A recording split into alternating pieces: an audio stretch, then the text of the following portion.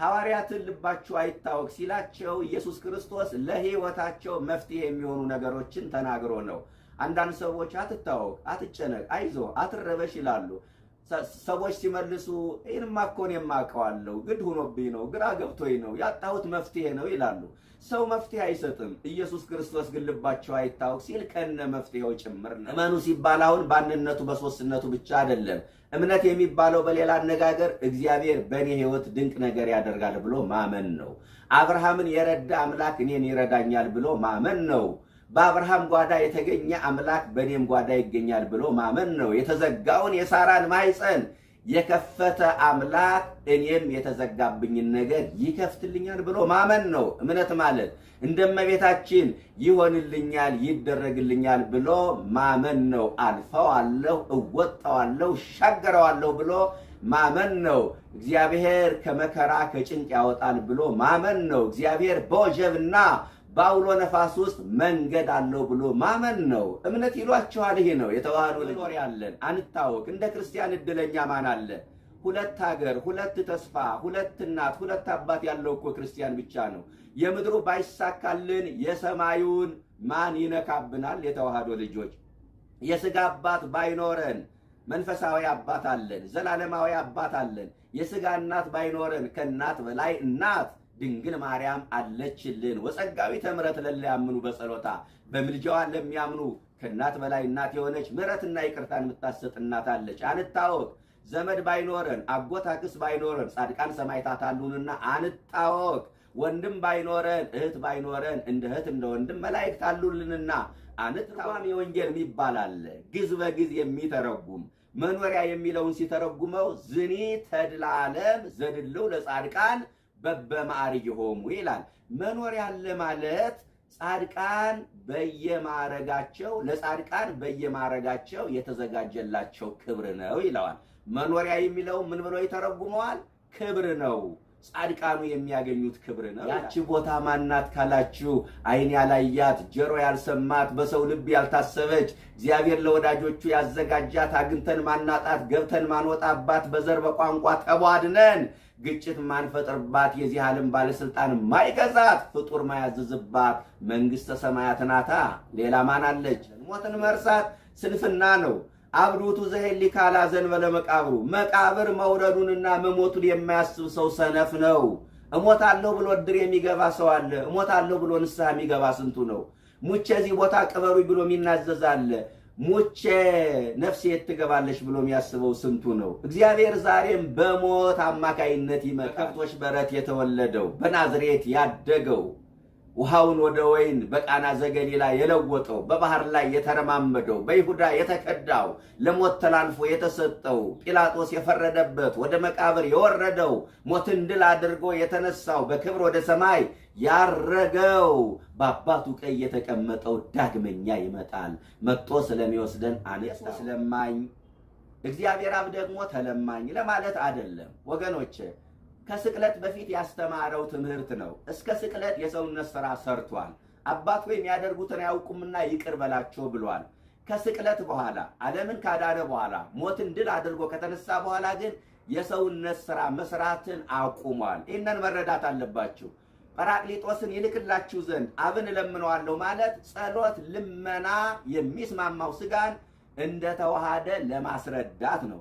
በሌላ አነጋገር የውላችሁ ጸልዩ ለምኑ ከማለት ይልቅ ጸልዮ ለምኖ የጸሎትን ጥቅም በሐዋርያት ልብ ለመቅረጽ ስለፈለገ እኔ አለ ጰራቅሊጦስን ይልክላችሁ ዘንድ አብን እለምነዋለሁ። ረስቶኛል አትበሉ ክርስቲያኖች።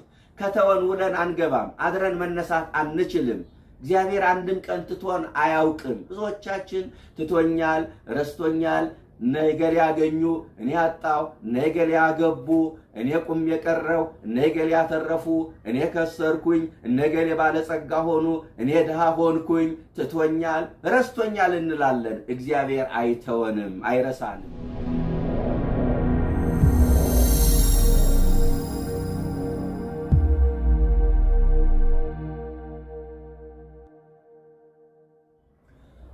በስመ አብ ወወልድ ወመንፈስ ቅዱስ አሐዱ አምላክ አሜን። በተለያየ ስፍራ የምትገኙ ኦርቶዶክሳውያን በያላችሁበት ስፍራ እንደምን አላችሁ? ሰላም እግዚአብሔር ከሁላችን ጋር ይሁን። ኢይደንግሥክሙ ልብክሙ ወእመኑ በእግዚአብሔር ወእመኑ በየ እስመ ውስተ ቤተ አቡየ ብዙ ማኅደር ወምዕራፍ ቦቱ። ልባቸው አይታወክ፣ አይደንግጥ፣ አይሸበር። በእግዚአብሔር እመኑ፣ በእኔም እመኑ፣ በአባቴ ቤት ብዙ መኖሪያ አለና። በቅዳሴው ክፍለ ጊዜ ከሚነበብልን የወንጌል ክፍል መካከል የተወሰደ ኃይለ ቃል ነው።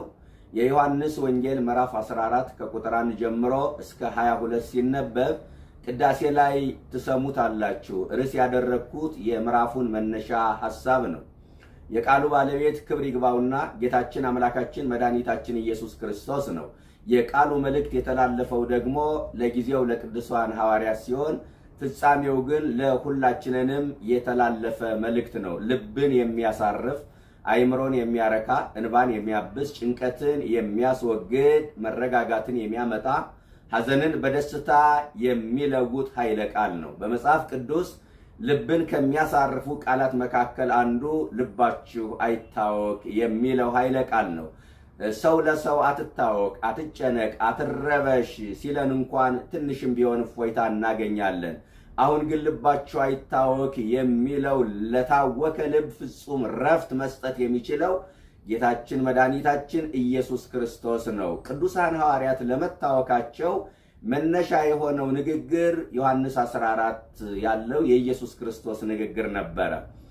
በነገራችን ላይ የተዋህዶ ልጆች ዮሐንስ 13 እና ዮሐንስ 14 ተናባቢ ናቸው። በአንድ ጊዜ በአንድ ቦታ በአንድ ቀን የተነገሩ ምዕራፎች ናቸው እና የዮሐንስ ወንጌል ምዕራፍ 13 ቁጥር 1 ላይ ወደ አብ የሚሄድበት ቀን እንደደረሰ አውቆ በዚህ ዓለም ያሉ ወገኖቹን የወደዳቸውን እስከ መጨረሻው ወደዳቸው ይላል። አያችሁ፣ አሁን ለደቀ መዛሙርቱ ለልባቸው መታወክ መነሻ የሆናቸው ይህ ቃል ነበረ።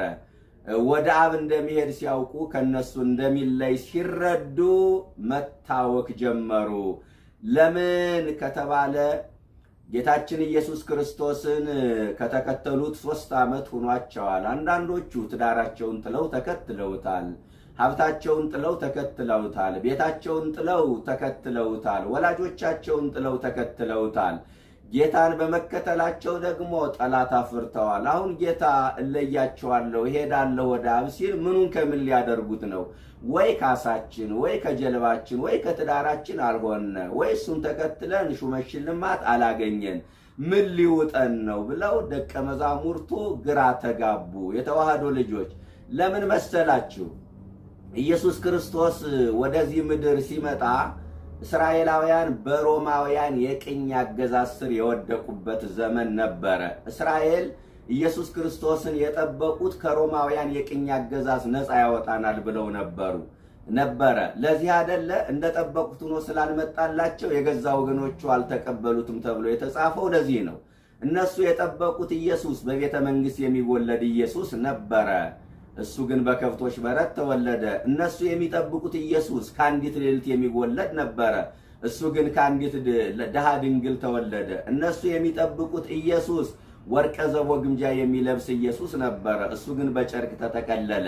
እነሱ የሚጠብቁት ኢየሱስ የተዋህዶ ልጆች ጦር ሰብስቦ ከሮማውያን የቅኝ አገዛዝ ነፃ ያወጣናል ብለው የሚጠብቁት ነበረ። እሱ ግን የሰላም ሰው ነው። ሳይታገል የጣለ ሳያቆስል የማረከ እንደ ኢየሱስ ክርስቶስ ማን አለ? እነሱ የሚጠብቁት ኢየሱስ በኢየሩሳሌም የሚነግስ ነበረ። እሱ ግን መስቀሉን ዙፋን አድርጎ ሞተ። እነሱ ንግስና ይጠብቃሉ። ኢየሱስ ክርስቶስ ደግሞ ስለ መስቀል ይነግራቸዋል። እሞታለሁ ይላቸዋል። እሰቀላለሁ ይላቸዋል። ያን ጊዜ ነው ደቀ መዛሙርቱ ልባቸው የታወከው። እኛ እስራኤልን ነፃ ያወጣናል ይቤዠናል ብለን ተስፋ አድርገነው ነበረ። እንዴት እሞታለሁ ይለናል? እንዴት እሰቀላለሁ ይለናል? እንዴት ወደ አብ እሄዳለሁ ይለናል? ብለው በዚህን ጊዜ መታወክ ጀመሩ። እውነት ነው። 3 ዓመት የእጁን ታምራት ያሳያቸው ጌታ፣ የቃሉን ትምህርት የመገባቸው ጌታ፣ ቢራቡ ያበላቸው፣ ቢጠሙ ያጠጣቸው ጌታ፣ ቢራቆቱ ያለበሳቸው ጌታ፣ ቢታመሙ የፈወሳቸው፣ 3 ዓመት ያለ ሆስፒታል ያከማቸው፣ 3 ዓመት ያለ ሆቴል የቀለባቸውን ጌታ ማጣት ከባድ ነው። ከሱ መለየት ከባድ ነው። እንኳን ከኢየሱስ ክርስቶስ መለየት ይቅርና የምንወደው ሰው ካጠገባችን ሲለይ እኮ ውስጣችን ይታወካል፣ ይረበሻል አይደል? የተዋህዶ ልጆች አንዱ ለመታወካቸው መነሻ የሆነው ወደ አብ ሄዳለሁ የሚለው ቃል ነበረ ነው። ሁለተኛ ዮሐንስ 13 ቁጥር 10 ላይ የደቀ መዛሙርቱን እግር በሚያጥብበት ጊዜ አንድ ነገር ብሏቸው ነበረ። ንጹሐን ናችሁ አላቸው። ይህ በእውነት ልብን በደስታ የሚያሞቅ ንግግር ነው። ከክርስቶስ አፍ ንጹሐን ናችሁ የሚለውን ምስክርነት መስማት እጅግ ደስ ያሰኛል። ወዲያው ግን ምን አላቸው? ነገር ግን ሁላችሁም ንጹሐን አይደላችሁም አላቸው። በአንዴ ንጹሐን ናችሁ፣ አንዴ ደግሞ ንጹሐን አይደላችሁም። ሐዘንና ደስታ፣ እፎይታና ጭንቀት የተቀላቀለበት ንግግር ነበረ። በዚህን ጊዜ መታወክ ጀመሩ። የመደናገጥ፣ ግራ የመጋባት ስሜት ተፈጠረባቸው። እንዴ ከኛ መካከል ንጹሕ ያልሆነው ማን ነው? ምንድነው ነገሩ አሉ። ሁለተኛው ለመታወካቸው መነሻ የሆናቸው ንጹሐን ናችሁ፣ እንደገና ሁላችሁም ንጹሐን አይደላችሁም የሚለው የክርስቶስ ንግግር ነበረ። ሶስተኛ ለመታወካቸው ምክንያት የሆነው የዮሐንስ ወንጌል ምዕራፍ 13 ቁጥር 21 ላይ እውነት እውነት እላቸዋለሁ ከእናንተ አንዱ ዛሬ እኔን አሳልፎ ይሰጠኛል የሚለው ንግግር ነበረ። ይህ በእውነት ጆሮን ጭው የሚያደርግ ልብን የሚከፍል የሚያውክ ንግግር ነበረ። 3 ዓመት አብረውት ከኖሩት በማይዱ ከተሳተፉት የእጁን ታምራት ካዩ የቃሉን ትምህርት ከተመገቡ ሰዎች መካከል ጌታን አሳልፎ የሚሰጥ ሰው ተገኘ ሲባል አያስደነግጥም? ምዕመናን ልብ አይከፍልም? የተዋህዶ ልጆች ስለማን እንደተናገረ አመንትተው እርስ በርሳቸው ተያዩ ይላል። እኔ ነኝ ማለት ጀመሩ። እንተና ነው ማለት እንኳን አልደፈሩም። በጣም ራሳቸውን ማመን ከበዳቸው።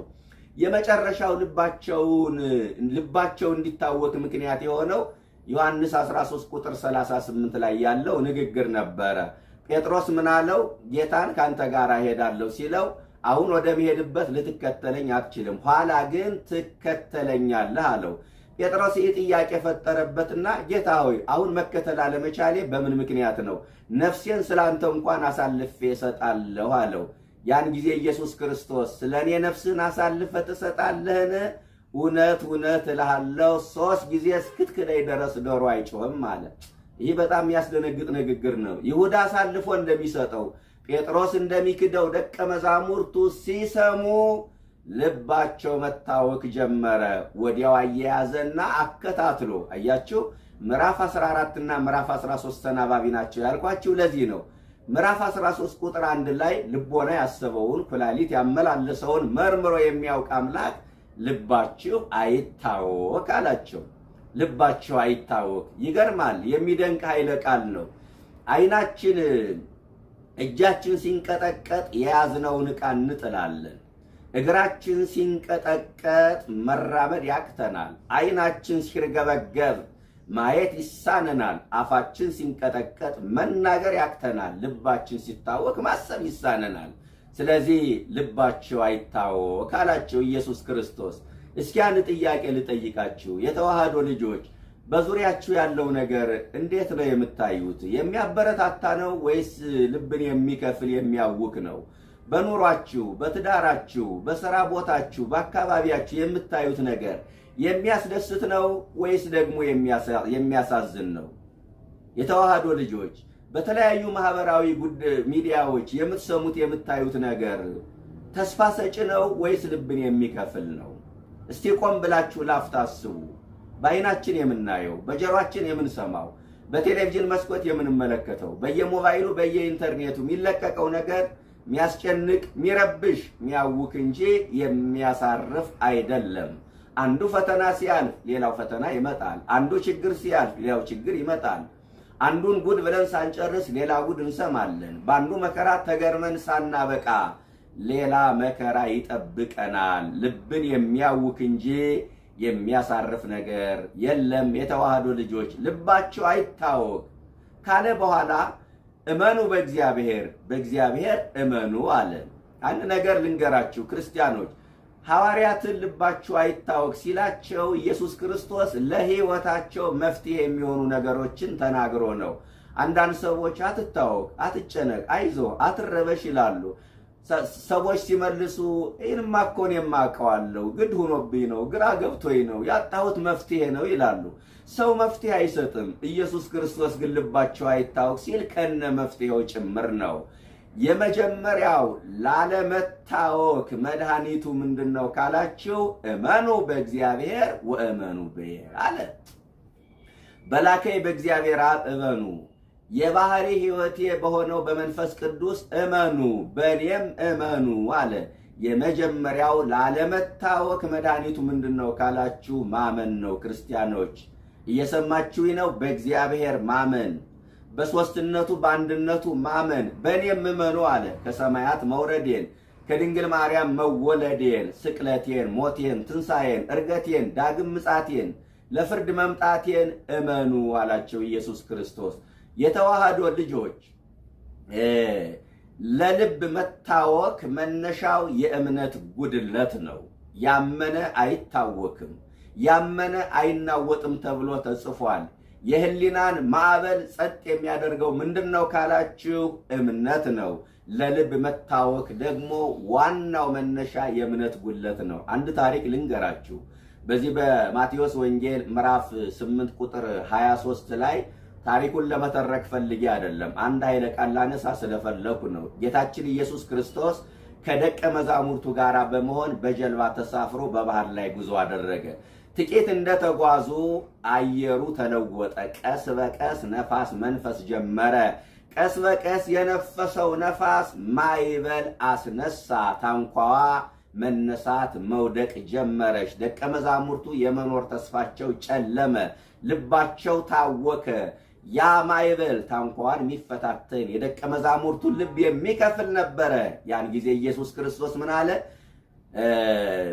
ደቀ መዛሙርቱ ጌታ ሆይ ልንጠፋ ነው አድነን ሲሉት፣ እናንተ እምነት የጎደላችሁ ስለምን ትፈራላችሁ አላቸው። አያችሁ፣ የእምነት ጉድለት ልብን ያውካል ነው እያልኳችሁ ያለሁትኝ።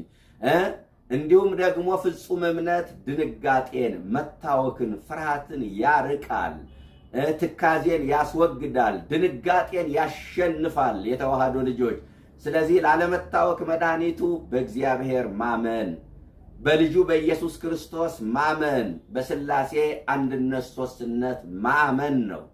ይሄ ብቻ አይደለም። እመኑ ሲባል አሁን በአንድነቱ በሦስትነቱ ብቻ አይደለም።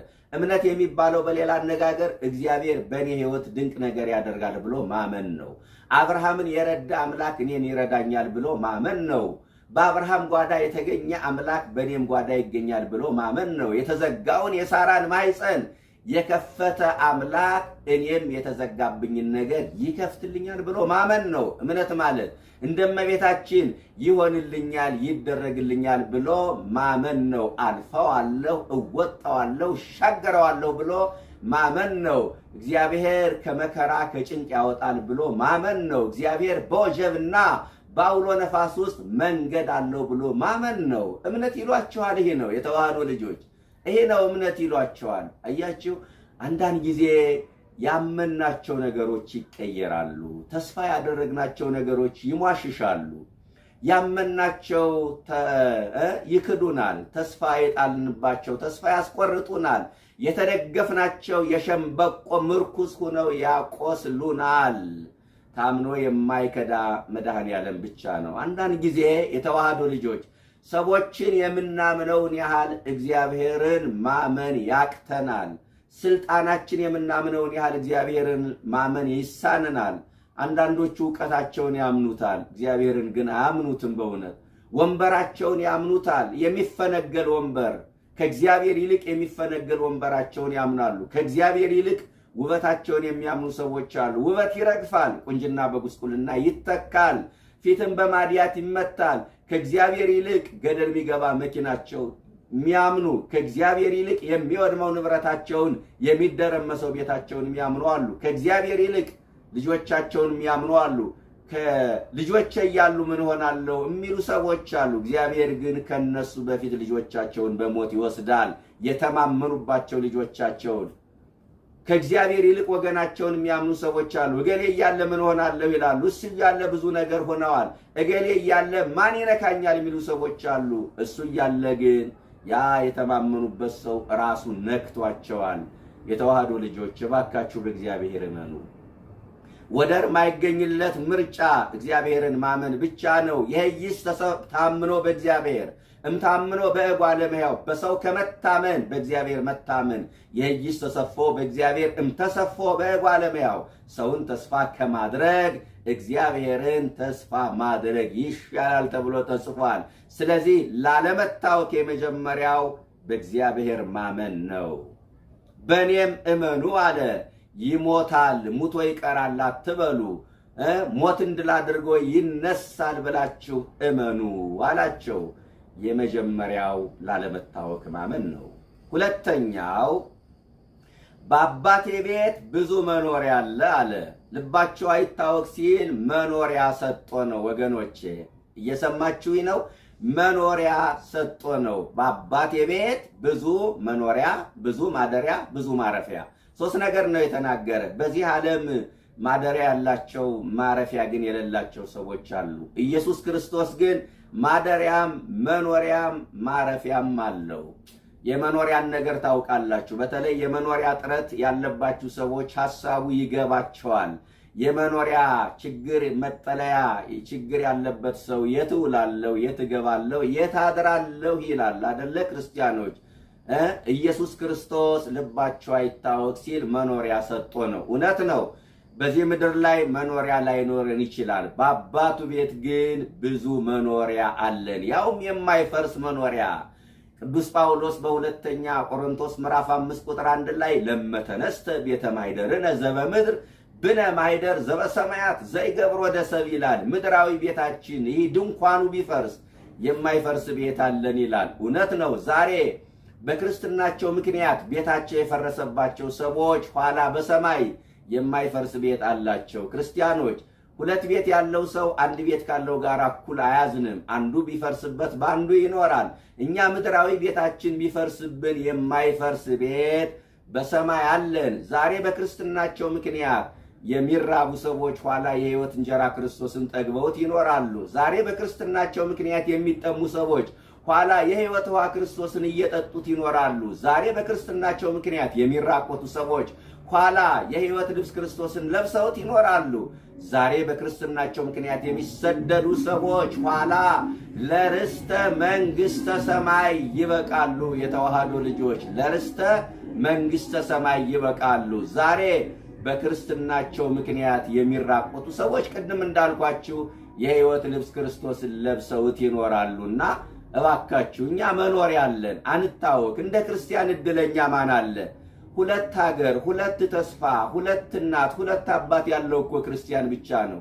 የምድሩ ባይሳካልን የሰማዩን ማን ይነካብናል? የተዋህዶ ልጆች የሥጋ አባት ባይኖረን መንፈሳዊ አባት አለን፣ ዘላለማዊ አባት አለን። የሥጋ እናት ባይኖረን ከእናት በላይ እናት ድንግል ማርያም አለችልን። ወጸጋዊተ ምሕረት ለሚያምኑ በጸሎታ በምልጃዋ ለሚያምኑ ከእናት በላይ እናት የሆነች ምሕረትና ይቅርታን የምታሰጥ እናት አለች። አንታወቅ።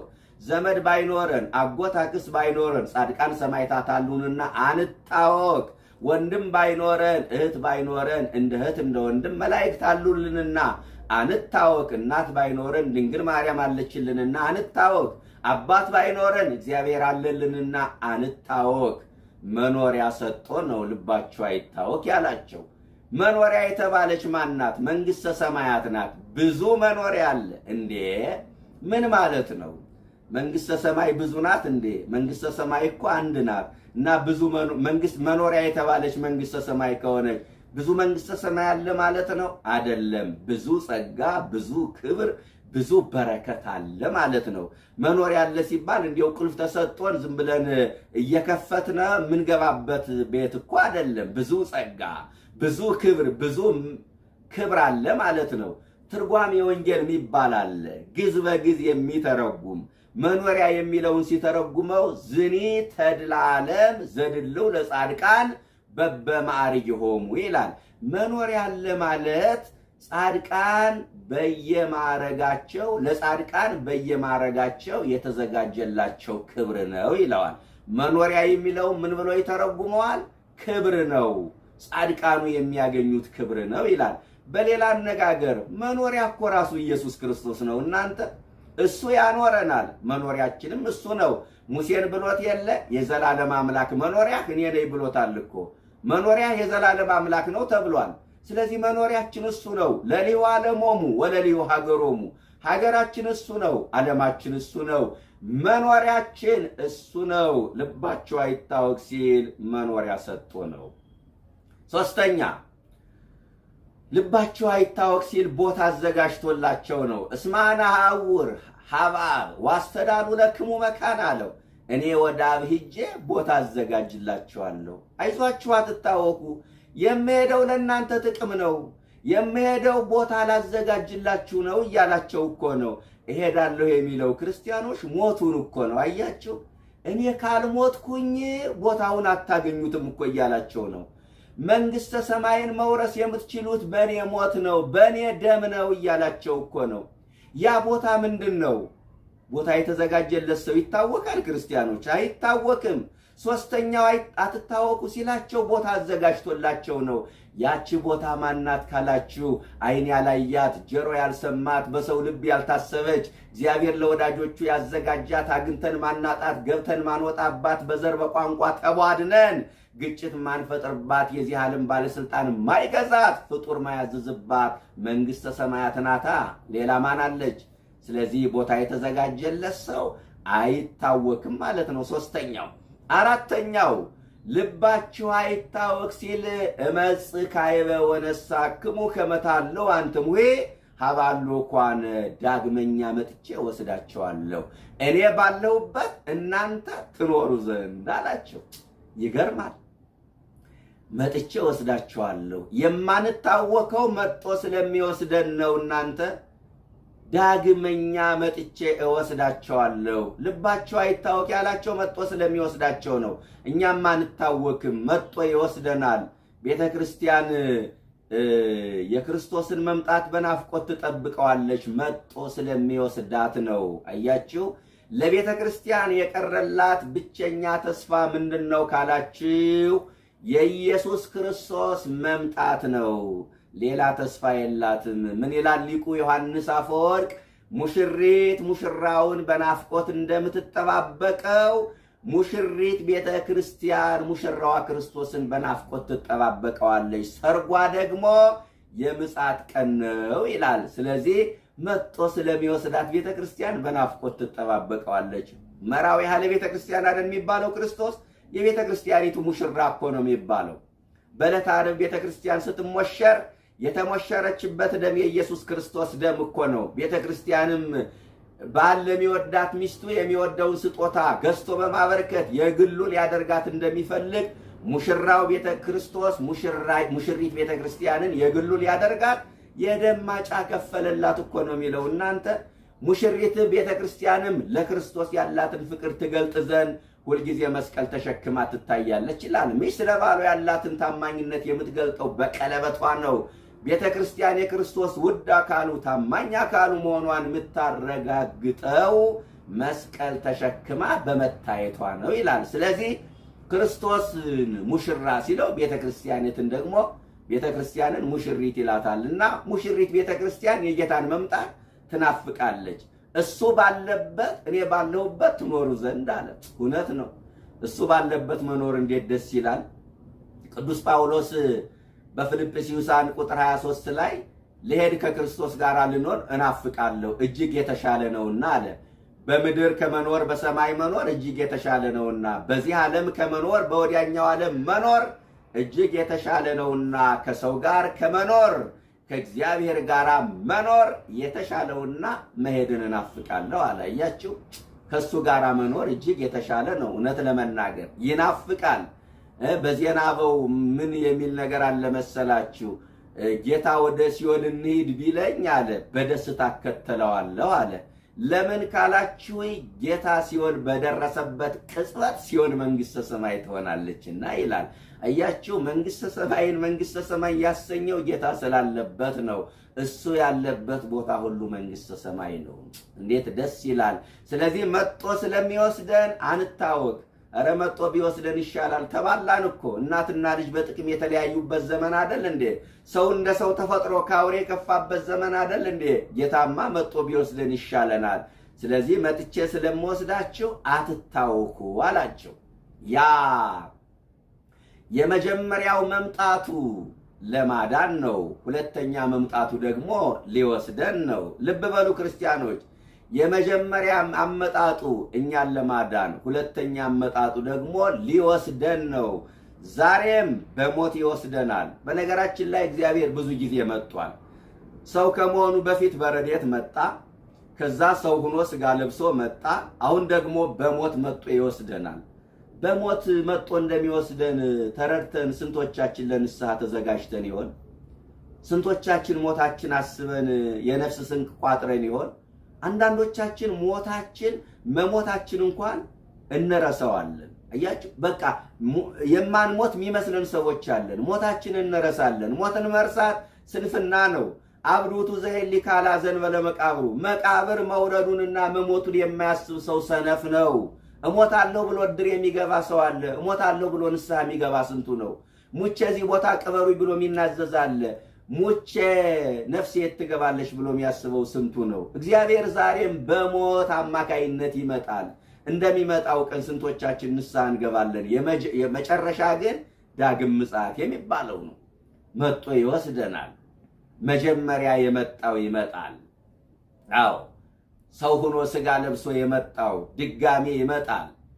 መጀመሪያ የመጣው ኢየሱስ ድጋሜ ይመጣል። መጀመሪያ በቤተልሔም የተወለደው፣ በከብቶች በረት የተወለደው፣ በናዝሬት ያደገው፣ ውሃውን ወደ ወይን በቃና ዘገሊላ የለወጠው፣ በባህር ላይ የተረማመደው፣ በይሁዳ የተከዳው፣ ለሞት ተላልፎ የተሰጠው፣ ጲላጦስ የፈረደበት፣ ወደ መቃብር የወረደው፣ ሞትን ድል አድርጎ የተነሳው፣ በክብር ወደ ሰማይ ያረገው፣ በአባቱ ቀኝ የተቀመጠው ዳግመኛ ይመጣል። መጥቶ ስለሚወስደን አንታወቅ። ስንተኛ ነኝ? መቼም እንደምትከታተሉኝ ተስፋ አደርጋለሁ። አራተኛ ነኝ። አንደኛ ላለመታወክ ማመን፣ ሁለተኛ መኖሪያ ስለሰጠን ስለሚሰጠን አንታወክም፣ ሶስተኛ ቦታ ስለተዘጋጀልን አንታወክም፣ አራተኛ መጥቶ ስለሚወስደን አንታወክም። ሶስት ሐሳቦችን አሳጥሬ ነግራችሁና ትምህርቴን እጨርሳለሁ። አምስተኛ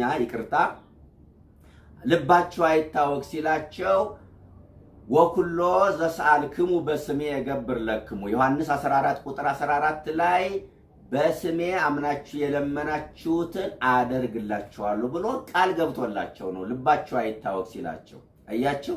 ዛሬም በስሙ አምነን የለመነውን ሁሉ ስለሚያደርግልን እባካችሁ አንታወክ። ስሙ ኃይል አለው። ስሙ ፈውስ ነው። ስሙ መድኃኒት ነው። ስሙ ከስሞች ሁሉ በላይ ነው። ይህ ስም የዳንበት ስም ነው። ይህ ስም አጋንንት የወጡበት ስም ነው። ይህ ስም ታምር የተደረገበት ስም ነው።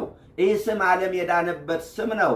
በስሙ ማናቸውም ነገር ስለሚያደርግልን አንታወክም። ክርስቲያኖች እግዚኦ መሐረነ ክርስቶስ፣ አቤቱ ክርስቶስ ማረን። እግዚኦ መሐከነ ክርስቶስ ራራልን። እግዚኦ ተሳሃለነ ክርስቶስ ይቅር በለን ስንለው በስሙ የለመነውን ሁሉ ስለሚያደርግልን አንታወክም እያልኳችሁ ነው። አንታወክም። በስሙ የለመነውን ሁሉ ያደርግልናል። ስሙን ጠርተን፣ ስሙን አምነን፣ ስሙን ተደግፈን በምን ሰራው ስራ ሁሉ ድል ከኛ ጋራ ይሆናል። አሁን ታስታውሱ ከሆነ ምዕራፉ ላይ ያሉ ጭብጥ ሐሳቦችን እየነገርኳችሁ ነው። የመጽሐፍ ቅዱስን ማጠናን በዚያው እያሳየዋችሁ ነው። መጽሐፍ ቅዱስ እንዴት እንደሚጠና፣ ጽንሰ ሐሳቦች እንዴት መውጣት እንደሚችሉ እያሳየዋችሁ ነው ምዕመናን። አምስተኛው በስሙ ማናቸውንም ነገር ስንለምን ያደርግልናልና አንታወክም ነው። ስድስተኛው ልባቸው አይታወክ ሲል ጰራቅሊጦስን እንደሚልክላቸው ቃል ገብቶላቸው ነው። ስለ ጰራቅሊጦስ ባለፈው ሳምንት በስፋት ተነጋግረናል። እዚህ ጋር ማሳየት የሚገባኝን ብቻ ነው ማሳየት የምችለው። የዮሐንስ ወንጌል ምዕራፍ 14 ቁጥር 15 ላይ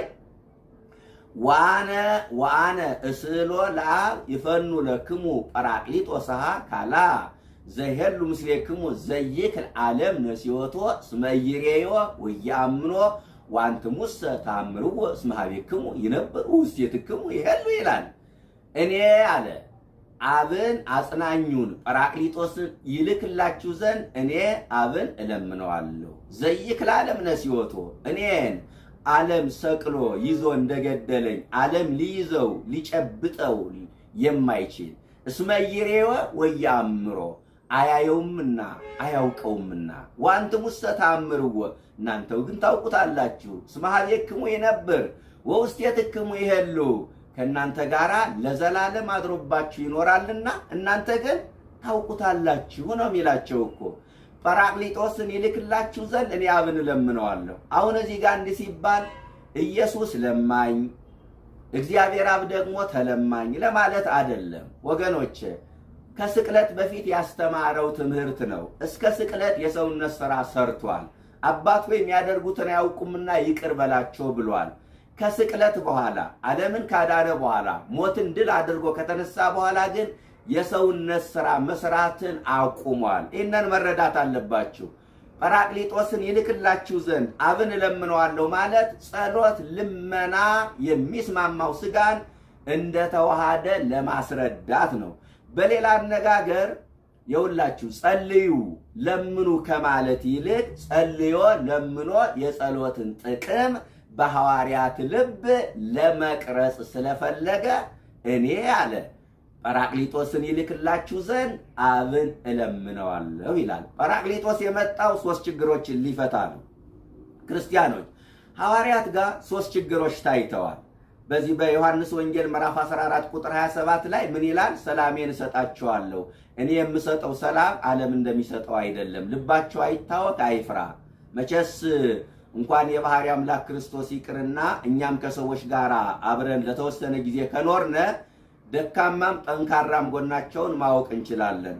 ደቀ መዛሙርቱ ከክርስቶስ ጋር ሲኖሩ ክርስቶስ ያየባቸው ችግሮች አሉ። 3 ችግሮች ናቸው። አንደኛው መታወክ፣ ሁለተኛው ፍርሃት፣ ሶስተኛው ደግሞ የሰላም ማጣት። እነዚህ ችግሮች ታይተውባቸዋል። ጰራቅሊጦስ የመጣው እነዚህን 3 ችግሮች ሊፈታ ነው። ጠቅለል አድርገን ካየነው ማለት ነው። ይታወኩ የነበሩ ሐዋርያት የሚያረጋጋው መንፈስ ቅዱስ ሲመጣ መጽናናትን አግኝተዋል፣ መረጋጋትን አግኝተዋል። ይፈሩ የነበሩ ሐዋርያት፣ አይጸኑ የነበሩ ሐዋርያት የሚያጸናው መንፈስ ሲመጣ ጽናትን አግኝተዋል። የፍርሃት መንፈስ ተወግዶ የድፍረትን መንፈስ ተጎናጽፈዋል። የተዋህዶ ልጆች ጨርሻለሁ፣ ጥቂት ደቂቃዎች ብቻ ታገሱኝ። የፍርሃት መንፈስ ተወግዶ የድፍረትን መንፈስ ተጎናጽፈዋል። ለምሳሌ ጴጥሮስን ባለፈው አይተነዋል። ከመንፈስ ቅዱስን ከመቀበሉ በፊት ይፈራ ነበር አይደል? ክርስቲያኖች ይፈራ ነበረ። የምትዩን ሰው አላውቀውም እስከ ማለት ደርሶ ነበረ። መንፈስ ቅዱስን ከተቀበለ በኋላ ግን በ3000 ሰዎች ፊት ብዙዎቹ ክርስትናን ተቀብለዋል። የክርስቶስን የባህሪ አምላክነት መስክረው 3000 ሰዎች ልባቸው ተነክቶ ክርስትናን ተቀብለዋል። ያ ፈሪ የነበረው ጴጥሮስ ደፋር ሆኗል ማለት ነው። ሶስተኛ ሐዋርያት ሰላም አልነበራቸውም፣ ሰላማቸው ተወስዶ ነበረ። ጰራቅሊጦስ ሲመጣ ሰላማቸው ተመልሶላቸዋል። ስለዚህ ልባቸው አይታወክ ሲል ጰራቅሊጦስን የሚያጸናውን የሚያረጋጋውን ሰላም የሚያመጣውን መንፈስ እንደሚልክላቸው ቃል ገብቶላቸው ነው። የመጨረሻው ላነሳላችሁ የምፈልገው ቁጥር 14 ዮሐንስ ወንጌል ምዕራፍ 14 ቁጥር 18 ላይ ወያድገክሙ እጓለ ማውታ ትኩኑ አለ። አያቸው ወላጅ እንደሌላቸው ልጆች ልተዋችሁ አልፈልግም አለ። ወላጅ እንደሌላቸው ልጆች አልተዋችሁም ብሎ እንደማይተወን ቃል ገብቶ ነው ልባቸው አይታወክ ያለው። አያችሁ ወደ 7 ነጥብ ነግሬያቸዋለሁ። ልባቸው አይታወክ ሲል ኢየሱስ ክርስቶስ ዝም ብሎ ባዶ ተስፋ አይደለም የሰጣቸው። ሰው ዝም ብሎ አትታወክ እንደሚለው አይደለም። እነዚህን አሁን 7 የዘረዘርኳቸውን ነገሮች አሳይቶ ነው። ስለዚህ ወላጅ እንደሌላቸው ልጆች አልተዋችሁም አላችሁ። ያው ወላጅ የሌላቸው ልጆችን ታውቁ የለ ምዕመናን፣ ጦም ይውላሉ፣ ጦም ያድራሉ፣ ጎዳና ላይ ይወጣሉ። የዓመት ልብስ የዕለት ጉርስ የላቸውም። የቀን ሐሩር የሌሊት ብርድ ይፈራረቅባቸዋል። እና ወላጅ እንደሌላቸው ልጆች አልተዋችሁም አለ። አይተወንምና እንታወቅ። ትቶኛል አትበሉ። የክደት ዋዜማ ነው። ረስቶኛል አትበሉ። ክርስቲያኖች ከተወን ውለን አንገባም፣ አድረን መነሳት አንችልም። እግዚአብሔር አንድም ቀን ትቶን አያውቅም። ብዙዎቻችን ትቶኛል፣ ረስቶኛል፣ ነገሌ ያገኙ እኔ አጣው፣ ነገሌ ያገቡ እኔ ቁም የቀረው፣ ነገሌ ያተረፉ እኔ ከሰርኩኝ፣ ነገሌ ባለጸጋ ሆኑ እኔ ድሃ ሆንኩኝ፣ ትቶኛል ረስቶኛል እንላለን። እግዚአብሔር አይተወንም አይረሳንም። በዚህ በትንቢተ ኢሳይያስ ምዕራፍ 49 ቁጥር 15 ላይ ጽዮን እግዚአብሔር ረስቶኛል ጌታ ትቶኛል አለች። በውኑ ሴት ከማይጸኗ ለተወለደው ልጅ እስከ ማትራራ ደርሳ ትረሳለችን? ነገር ግን እሷ ልትረሳ ትችላለች። አዎ ትረሳ ይሆናል፣ እኔ ግን አልረሳሽም ይላል። 99% እናት ልጇን አትረሳም። እውነት ለመናገር ግን አንዳንድ እናት ልጇን ትረሳለች። ልጇን መንገድ ላይ የምትጥል እናት እኮ ትኖራለች። ኢየሱስ ክርስቶስ ግን ምን አለ? አልረሳሽም አልተውሽም አለ። አይተወንም አይረሳንም። ብዙዎቻችን ግን ለጥያቄያችን መልስ ሲጠፋ፣ ቀኑ ሲረዝምብን፣ መከራው ሲጨምርብን እግዚአብሔር ትቶኛል ረስቶኛል እንላለን። ቀቢጸ ተስፋ ላይ ስንደርስ ደግሞ እግዚአብሔር አይወደኝም ማለት እንጀምራለን። ቀቢጸ ተስፋችን ደረጃው ከፍ እያለ ሲመጣ ደግሞ እግዚአብሔርማ የለም ቢኖርማ ማለት እንጀምራለን። አያችሁ፣ በአንድ ወቅት እስራኤል እንዲህ አይነት ቀቢጸ ተስፋ ገጥሟቸው ነበረ። በትንቢተ ኢሳይያስ ምዕራፍ 58 ቁጥር 5 ላይ ስለምን ጾምን አንተም አላወቅንም፣ ስለምን ራሳችን አዋረድን አንተም አልተመለከትከንም አሉት። ጾመው ጸልየው ለጥያቄያቸው መልስ በማጣታቸው እግዚአብሔር አላየንም አልሰማንም እስከ ማለት ደርሰዋል። በእውኑ እግዚአብሔር አያይም? ክርስቲያኖች ዘፈጠራሁ ለዓይን ኢይሬዩ አለ። ዓይንን የፈጠረ እግዚአብሔር አያይምን አይደለም የሚለው? እግዚአብሔርማ ያያል። የእግዚአብሔር ዓይኖችማ ብሩሃን ናቸው አይጨልሙም። የእግዚአብሔር ዓይኖችማ ጻድቃን ናቸው አያደሉም። የእግዚአብሔር ዓይኖችማ ምሉዓን ናቸው አይወሰኑም። የእግዚአብሔር ዓይኖችማ ኃያላን ናቸው አይደክሙም። ዛሬም ጾመው ጸልየው ለጥያቄያቸው መልስ በማጣታቸው እግዚአብሔር የረሳቸው እየመሰላቸው ሚቅበዘበዙ ሰዎች አሉ። ጾማለሁ፣ ጸልያለሁ፣ አስራት አወጣለሁ፣ ገዳም ሄዳለሁ፣ ቆርባለሁ፣ በህይወቴ ለውጥ አልመጣም፣ ጥያቄ አልተመለሰም፣ ጸሎቴ አልተሰማም፣ ስለቴ አልሰመረም፣ ስለቴ ደርሶ ማስጨበጭበው እልል ማሰኘው ቁሜ ምስክርነት ምሰጠው እስከ መቼ ነው ብለው ሚቅበዘበዙ ሰዎች አሉ። ረስተኛል የሚል ቀቢጸ ተስፋ ውስጥ ገብተው ቁዘማ ላይ ያሉ ሰዎች አሉ። እግዚአብሔር ግን አይረሳንም። ምእመናን፣ እግዚአብሔር አይተወንም።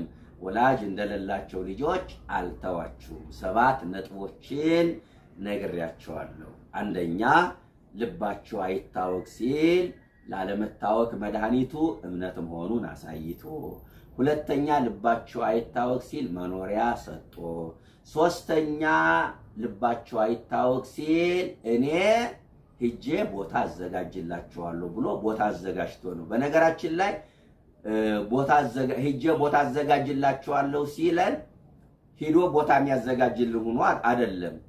ዓለም ሳይፈጠር ያዘጋጀውላችሁን መንግስት ተወርሱ ዘንድ ኑ ወደ እኔ ብሏል አይደል? ማቴዎስ 25 ቁጥር 31 ላይ ቃሉ የሚጋጭ ይመስላል። በአንድ በኩል ዓለም ሳይፈጠር የተዘጋጀ ቦታ እንዳለ ነግሮናል።